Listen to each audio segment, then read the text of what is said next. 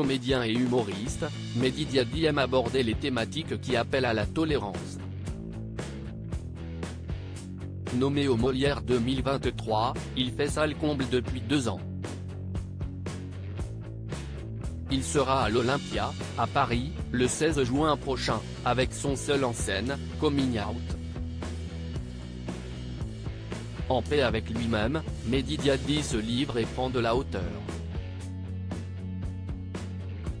Ce qui se voit aussi dans son spectacle Coming Out.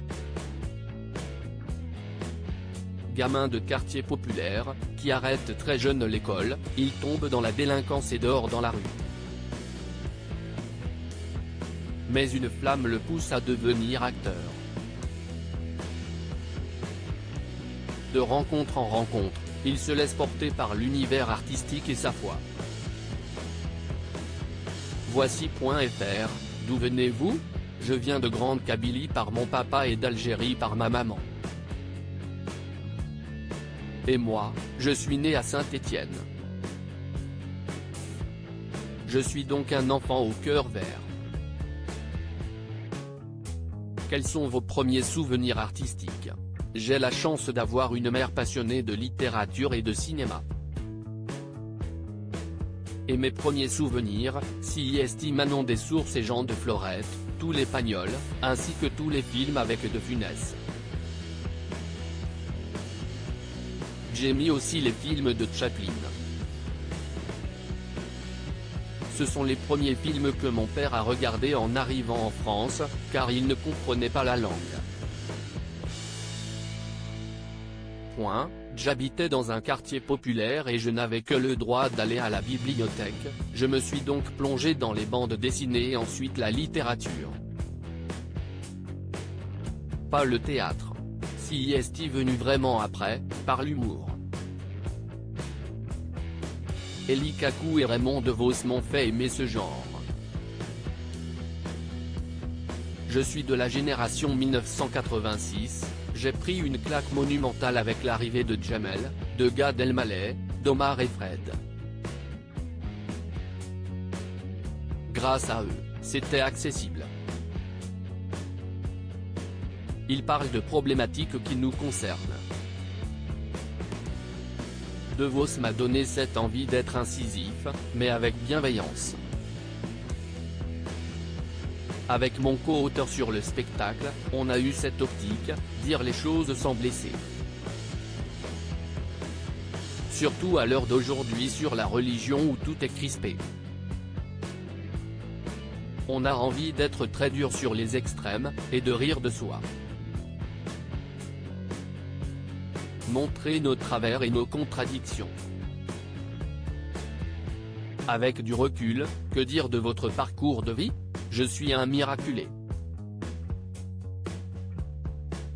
Je ne crois pas du tout à l'ascenseur social, mais à l'escalier social.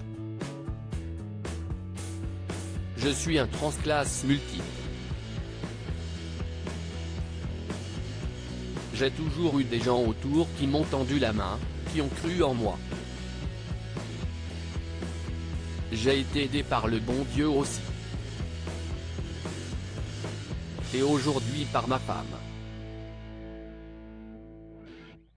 Je réussis humblement à gravir la montagne de mes rêves.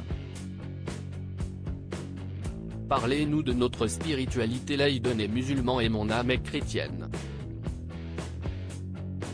De même, je suis à 100% d'origine algérienne et fier de l'être. 100% stéphanois. 100% français dans tout ce que j'aime de la culture, de la gastronomie. CIST pour cela que le spectacle rejoint tant de gens, parce qu'on compile tout ça, mais à des degrés différents. Il y a ce que vous avez reçu de vos parents, ce que vous choisissez, les rencontres que vous faites. Cela vous façonne. J'ai l'impression d'être le miroir d'une génération. On peut être multiple sans se renier.